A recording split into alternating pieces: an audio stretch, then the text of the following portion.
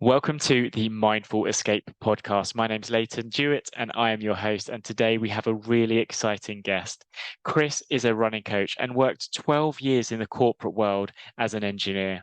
He talks about not only his financial struggles, but the emotional and psychological struggles that came along with transitioning from the corporate world into the self-employed or freelance way of living.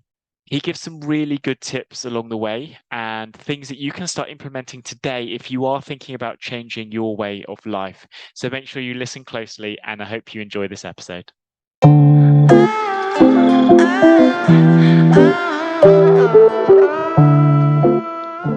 Chris, thanks for coming onto the show. Tell us a little bit about yourself. Yeah, thank you for welcoming me onto the show. My name is Chris. I'm the founder of Knighton Runs Marathon Coaching, which is an online-based run coaching business. And I'm also the author of the book, Run Faster Marathons, The Proven Path to PR. I live in Providence, Rhode Island, here in the United States, with my wife and newborn daughter. And I've been self-employed now coming up on 2 years. So I'm really happy to share my story today. It's one of the best things I've ever done to go through this journey and be where I am today. So I hope we can get into it a little bit. Yeah, amazing. I was reading through some of your stuff before the show, and the word you used was brilliant. It was you were in a soul-crushing job. And I'd love for you to maybe tell us a little bit about what you were doing at that time and what it was that triggered you or caused you to want to make the change in your life. Yeah, so I identified pretty early in my life that the career track that I was on was in real misalignment with my values and what I wanted to do with my life. I went to high school, was a pretty good student, went to college to pursue electrical engineering and mechanical engineering. And when I was, 18, I didn't really have too many ideas of what I wanted to do as a young kid. My values weren't fully formed yet, and I was a very different person than I am today. I had an inkling that I wanted to do, something to better the world. And I was always good with math and science. So I got into engineering with the hopes of becoming more involved with renewable energy technologies, energy efficiency technologies, and kind of that sort of thing. And I wanted to, use my work to better the world and better the environmental situation and the climate change situation, which was, very prominent. We talked about at this time. This was the mid 2000s, with my engineering work. But I pretty quickly learned that there was a big mismatch between who I was as an individual and what that career, as it traditionally looks like, was going to be. I remember just in my college classes, like not really identifying with my classmates, for example. Pretty much all of my friends in college weren't the fellow engineering students that I spent my days with. They were actually more kind of political activists and people who really cared deeply about what they were doing, and then were working on these causes outside of the boundaries of like an institution, like a college. I was getting involved with climate change, political groups. I was doing work that would benefit the homeless, these different issues that really mattered to me.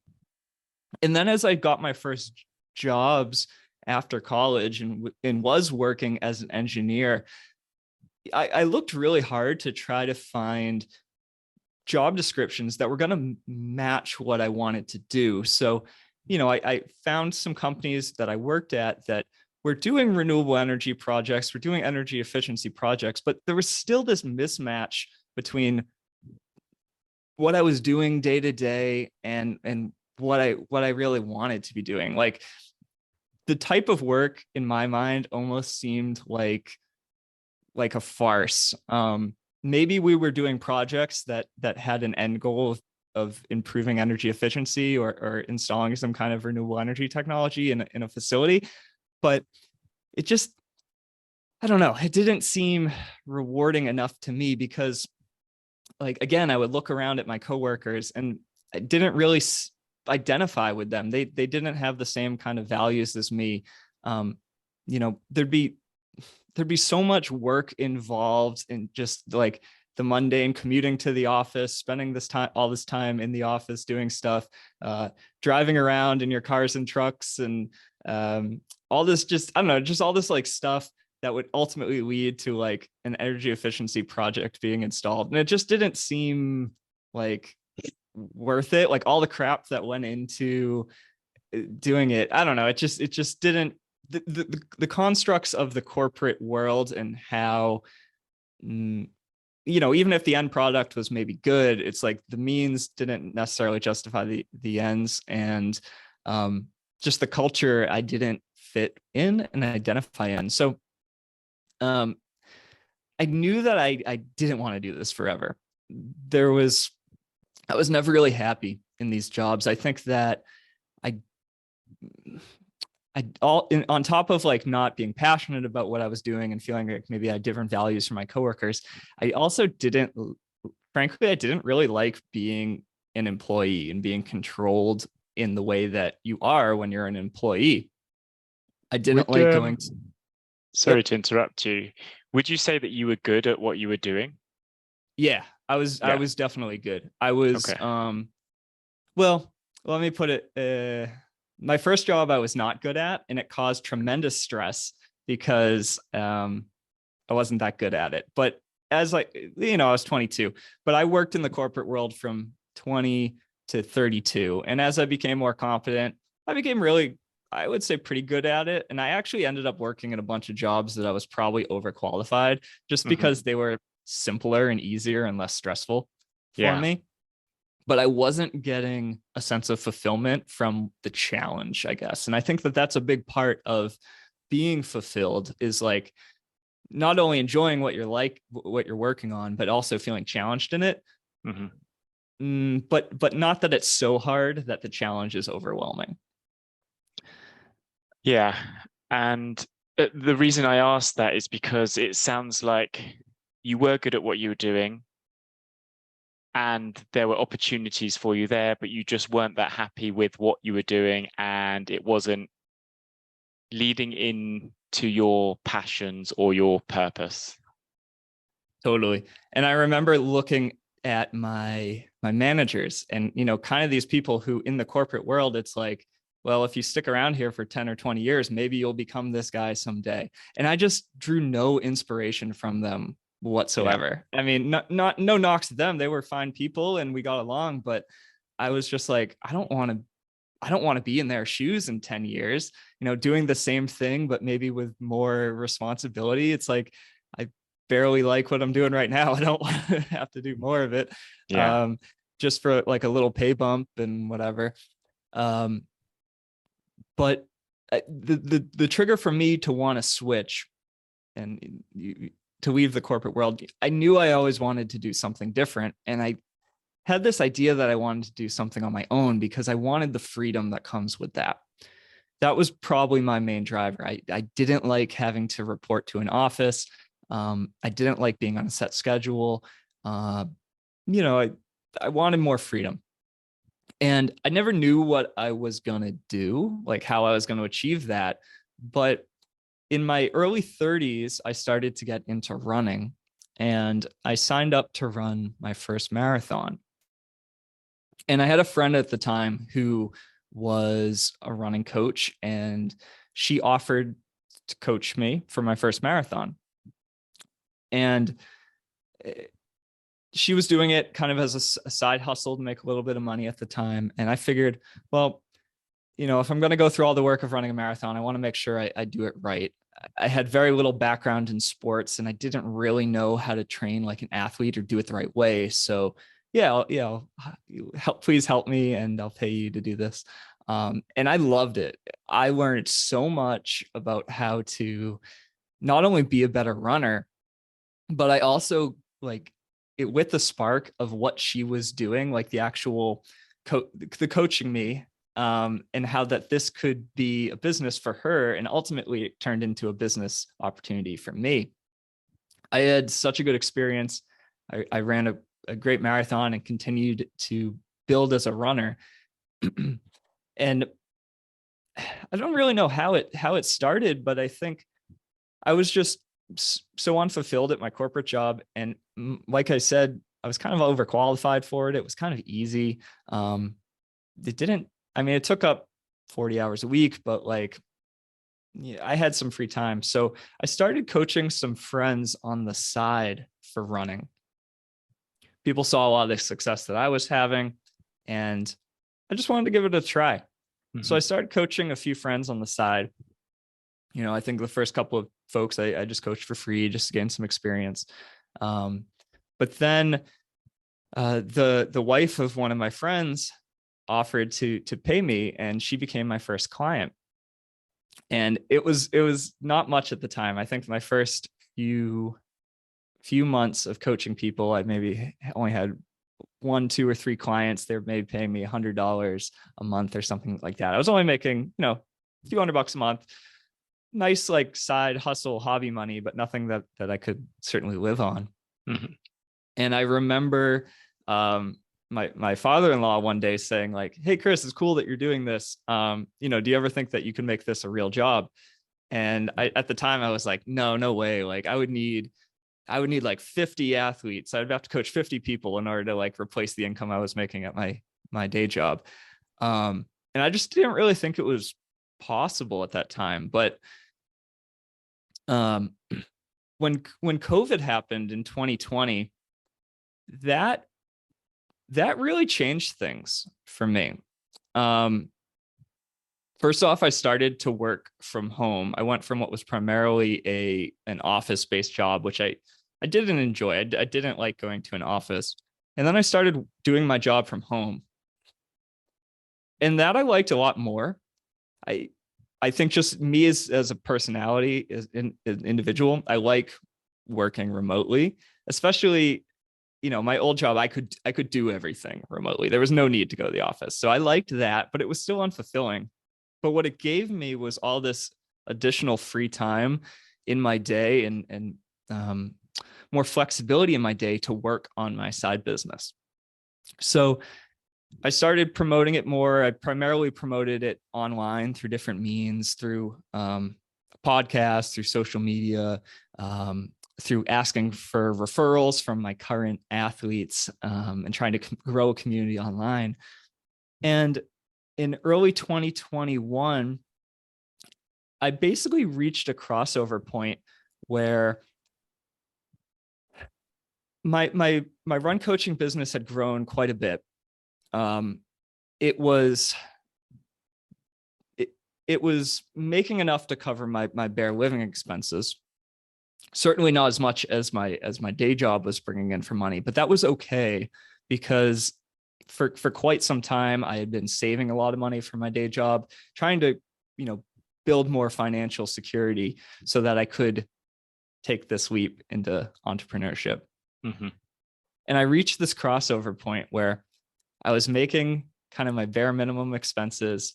I was pretty confident with my savings that I was in no urgency where, I would have at least a year, certainly probably even more than a year, to experiment with things. And I figured, hey, if I can make my basic living expenses doing this on nights and weekends, then what can I do if I have the ability to coach full time and can just ditch this day job? So when this reality set in, I kind of got to this crossover point. I actually was dealing with a lot of stress in my day job.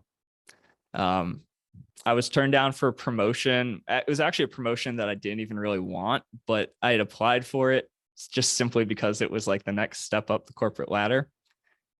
So I was turned down from that. I was kind of ticked off a little bit, but also just sort of unhappy with the whole situation.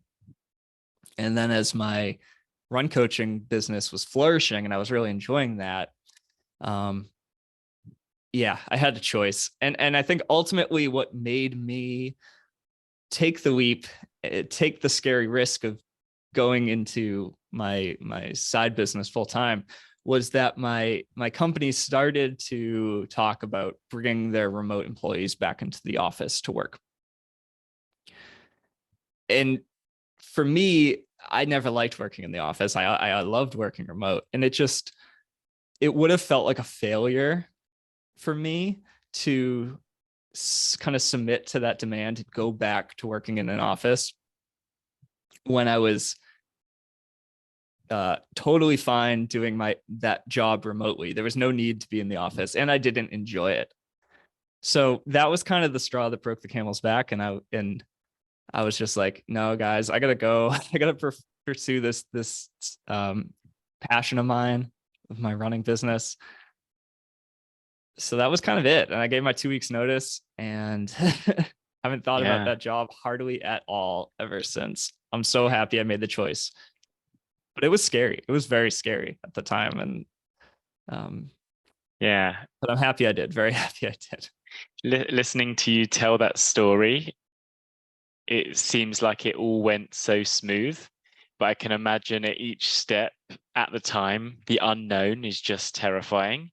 And oh yeah, I love that you've gone through like the whole financial element of having savings and working out your income and what will enable you to make that leap, and how long have you got to make that business successful? Because a lot of people say to me, well, I can't just leave. I need to have some kind of plan. And you've created that plan, and you gave yourself a year basically to get your business up and running, and it looks like it's all worked out. So amazing. Well done to you. Thank you. And I definitely glossed over a lot of the struggles because they were there. And though things are a lot better now, there's still some struggles for sure. But I remember almost quitting several times when I was still working my corporate job and, struggling to grow my business. Like I was working really hard trying to grow my business, and, only making a couple $100s a month. I would have clients. I would gain a little success, start to build up how many clients I had, how many athletes I had, and then a bunch would leave. And I remember going down to like one client at one point. I was making like $100 a month, and I've been doing this thing for over a year. Yeah. And just thinking like, oh, what's the point? This is never going to work. And should I just dig into this engineering job, even though I don't love it? That's kind of why I applied for this management role, even though I didn't want to do it. It was a management role that was going to take me and my family halfway across the country to go live in a different city. Wow. Something I didn't even really want to do, but it just, when you're trapped, I'm going to use the word trapped, you're in this career, even if you don't love it, it's okay. It's kind of comfortable. But there's no passion there, at least not for me. But in many ways, I'm glad I got turned down for that position I applied for, because it kind of ticked me off. And I was like, you know what, guys, like, if you're not going to promote me, even though I'm like working so hard here, I'm just going to go do my own thing.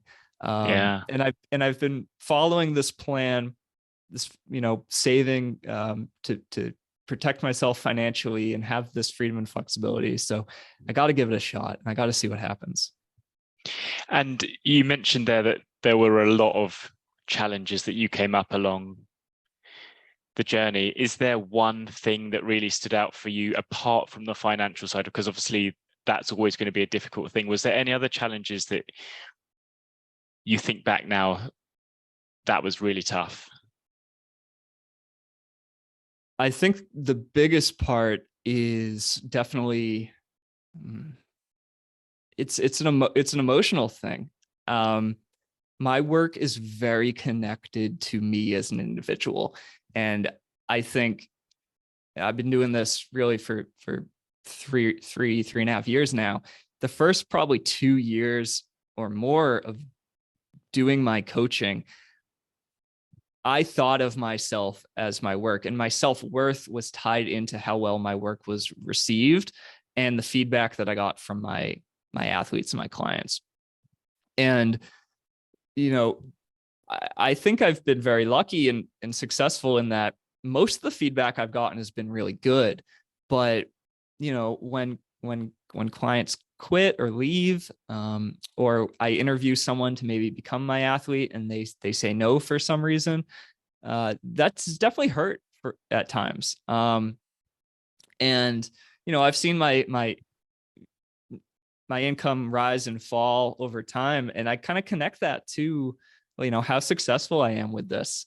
And there was a long time at the beginning where I was putting so much energy and content out into the world, stuff that I thought was really valuable, I've written a book, podcast, blog, social media.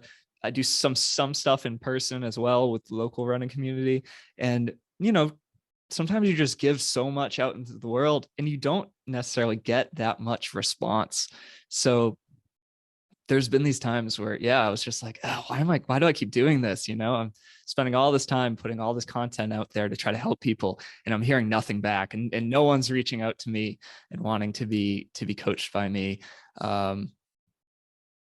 So that's been a tough thing mentally to just deal with and kind of, but understand.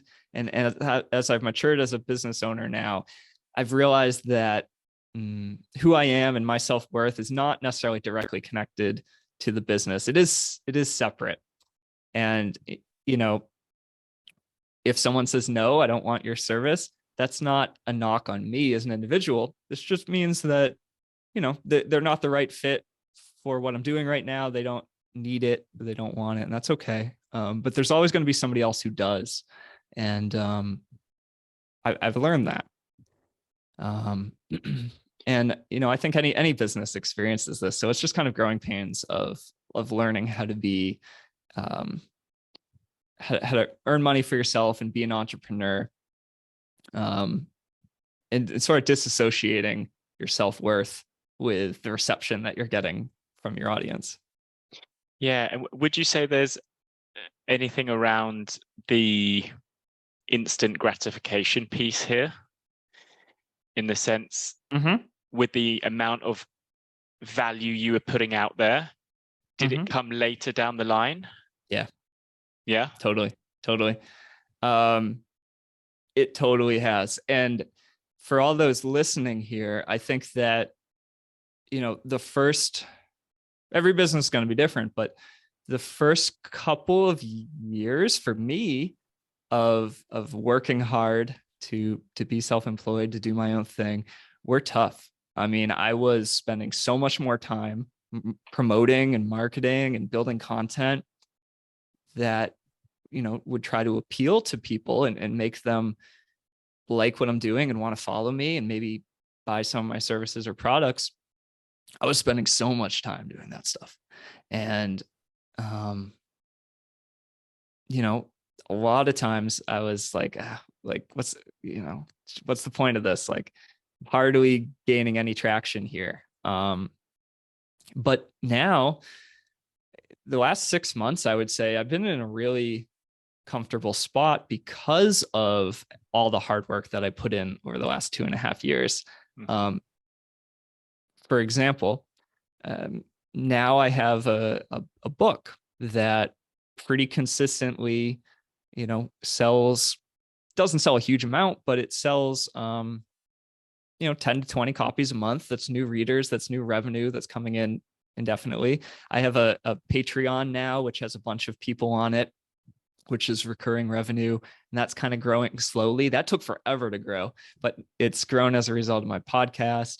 I have, a much more stable base of clients now, people who've been with me a long time, as well as people who are newer. And the quality of my clients has really improved over the past couple of years as I've become more clear on who I am and the type of person I want to help. The type of person that I'm working with has improved, and kind of the less ideal clients have sort of filtered out as they've decided it's not the best fit for them. And the better clients have come to me as I've been kind of more clear on what I do, and they see the results of my other successful athletes. So it's in a much more stable place now. And like, the fire is built and the fire is roaring of my business. And I don't need to like actively be throwing tons and tons of logs on it and all this stuff. I just kind of need to like poke it now and then just to keep it going. Yeah. It's much more in a state of stability And that's a huge relief, a huge relief. Yeah, it's really interesting that you touched on kind of the emotional and the psychological side of it, because I think especially you were in the corporate world for 12 years. I did it myself for 15, 16 years. And we're so conditioned that you work for, well, in the UK anyway, you work for a month and then you get paid. I don't know if it's the same in the US, but when it comes to running your own business, you could work for 3 months and not get a paycheck. So it's kind of like retraining your mind to think, okay, I've got to put all this effort and this value out there now for the long-term gratification and not expect it to come back straight away. Totally. Some of the things now that like are doing well in my business are things that I created like a year ago or 2 years ago. I have some blog posts now on my website that are gaining traction. People come to them and they visit my website through this blog post where like I wrote that thing 2 years ago and it did nothing for 2 years, but now somehow it's taken off. Same thing with one of the things I'm trying to do this year is reach new people through podcasts. That's one of the reasons why I reached out to you, Leighton, is I want to speak with new audiences, people who aren't just runners, for example. And I've had people reach out to me and say like, "Hey, I listened to you on this podcast and liked what you're doing, and maybe you could help me with my running." And like that's something I did 6 months to a year ago. And you never know what's going to happen, but the more you put yourself out into the world and, genuinely share what you do and people can tell if you're passionate about it and if you're good at it, I think just through, exposure to you. Yeah. And people will reach out eventually, but it takes a long time to get that snowball rolling. At least it did for me. Yeah, and I think when you're passionate about it, you're putting the right energy into it as well, and people can sense that, being your authentic self. I think that's really important. So, I mean, it sounds like it's been a massive journey for you. If you could try and sum it up with one main lesson that you've learned, what would you say that is? Just to do a little something to move your business forward every single day. It doesn't need to be a lot. I think just the other day, I updated the cover art on my podcast. That was like all I did that day to bring my business forward. But one of the great things of being an entrepreneur and self-employed is everything you do is for your own benefit and it can live in perpetuity. So something as small as writing a blog post or putting out a podcast or going on a podcast like this is the type of thing that can live in perpetuity in the internet, and people will see it, and these things just build on each other. And if you do one little thing every day, it could only take half an hour of your time, but 365 days, one little thing, that's 365 things. After a couple of years, that it just grows and grows and grows. And progress can come really slow, but these little things compound on each other, and it's worth it down the line. Yeah, absolutely. And that's great for anyone who's listening, who's working long hours. It's just do something little every single day to push you in the right direction. That's amazing. I love that. And if you could go back to, let's say, you 3-4 years ago, and you could give yourself one piece of advice, what would it be? It would be to not be so afraid of taking the chances to do what you want to do. You're not stuck. Nobody is stuck doing what they're doing. You can make a living doing something you love, and there's no reason why you need to be stuck doing something you don't. You might need to restructure your life. You might need to get your finances in order to be able to do so, but start taking action to figure that out, because you can you can make money and support your family and live a life you love doing anything. I mean, I coach adults to run faster marathons. That's my thing. And I'm supporting my whole family on that. And I love it. It's, you can do anything you want. So don't be afraid of it. And if you love it enough and you work hard enough towards it, it can happen.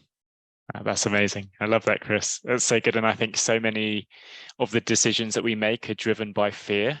And if we can just not be so afraid, as you said, to take that leap and to start making changes, then we can all live the lives that we want to live. I wanted to ask you a few questions about the other stuff that you're doing. Talk a little bit about maybe your podcast and your running, and yeah, if you could tell us a bit about, I noticed on your bio that you're also vegan as well. So how that affects your lifestyle and your athleticism would be great. Yeah. So I became vegan when I was about 20 years old. And it was one of those pivotal moments in my life where I kind of became the person who I am today. I think when I was younger than that, a teenager, it didn't really, I didn't really know what I was doing. You're young and you're just trying to figure things out. I definitely didn't eat healthy. I just ate junk food and I didn't really know how to cook or anything like that either. But when I was in college, one of my girlfriends in college was vegetarian and she was transitioning into being vegan. And that was my first exposure to vegetarianism, to veganism.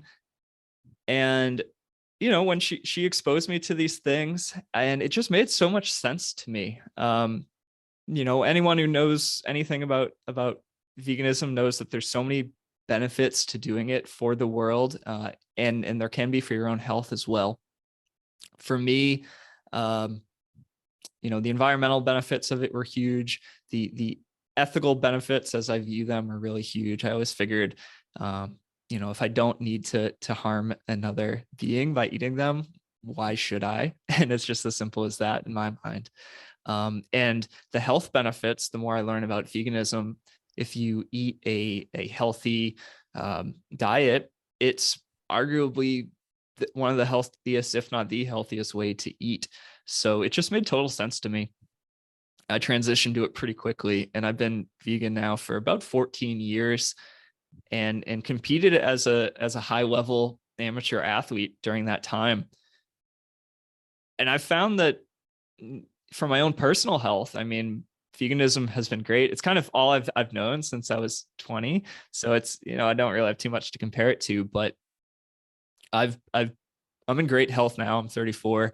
I'm a very competitive amateur runner. I still go out and run, and I'm able to finish in the top 10 of most of the local races. I've done all sorts of big adventures, long hikes and bike rides, and I don't know, I just love it. Yeah. I think I read somewhere you did like over 2,000 miles or something. Yeah, so a part of my journey, which I didn't really get into, but over the 12 years I did work into the corporate world, I took numerous breaks in between jobs, whether that was from quitting a job I was unhappy with or getting laid off due to a corporate layoff situation. I went on 2 very long backpacking trips. In 2014, I quit my first engineering job, a job that was causing me a lot of stress. And I hiked the Appalachian Trail, which, for those who don't know, it's about a 2,000-mile long trail in the eastern United States through the Appalachian Mountains. It goes most of the way across the country from Georgia to Maine, through some pretty steep and rugged forested mountains. And I spent about 6 months doing that hike. It was an awesome way to see the country, to get exposure to a different way of life, and meet all sorts of people from all walks of life, all ages, who had all decided to leave whatever they were doing and come do this trail for whatever reason it called to them. That was actually one of the first experiences in my life where I just realized that there's like a different way to do things. I didn't need to be stuck in this job, going to an office wearing a button down shirt and khakis every day. I could be out hiking a trail, loving it, with friends who are doing the same thing, and have a clear mission of moving forward each day. Yeah. It's such a different life. But what I realized when I finished that trail is that, this is a great vacation and I learned so much and it was such a life-changing experience. But I need to figure out how to set up my life so I can live experiences like this, sustainably and regularly. And one of the drivers, like I mentioned, to be self-employed was to have this freedom and flexibility in my life, to set my own schedule, to be able to pursue the things I want to pursue. Now that I'm a husband and a dad of an 8-month-old kid, I love being able to, today's a Friday, and after this podcast, we're gonna go to the park and see my my mother-in-law and just hang out with her and have a nice lunch with her, and that never would have been possible when I was in the corporate world. I would have had to take a vacation day off to do that, ask for permission. Now I just look at my schedule, and if I don't have any scheduled meetings or whatever, and do what I want. So I can always get my work done later if I need to. Yeah, absolutely. So good. And where can people find you online if they want to look you up? Yeah, so I'm online. Everything's kind of tied to my running business. my website is knightonruns.com. That's my last name, KNIGHTONRUNS.com. And I also each week publish the Knighton Runs podcast. So if you're interested in becoming a better runner, each week I share a lot of mental strategies, as well as just technical training strategies and interviews about how to do just that. And if you go to my website, for a limited time, I'm giving away a free downloadable ebook edition of my book, Run Faster Marathons, The Proven Path to PR. So if you'd like to learn how to be a better runner, maybe even do a marathon, you can go to my website, Knighton Runs, download a copy of the book and check that out there. Amazing. Chris, it's been a pleasure having you on. Very inspirational story. I've absolutely loved it. So thank you. Yeah, thanks for having me on. I love chatting about this, and keep up the good work with the podcast. I'm excited to keep listening and hear everyone else's stories as well. Yeah, absolutely. Cool. Thank you.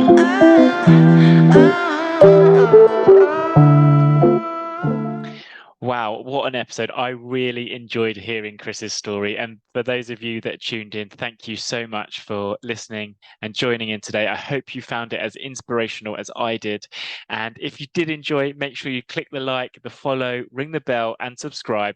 We'll be sending out new episodes every Monday with inspirational stories for those who were working in the corporate world and finally made their mindful escape into a more purposeful life. So thank you again for listening, and we'll see you again next week.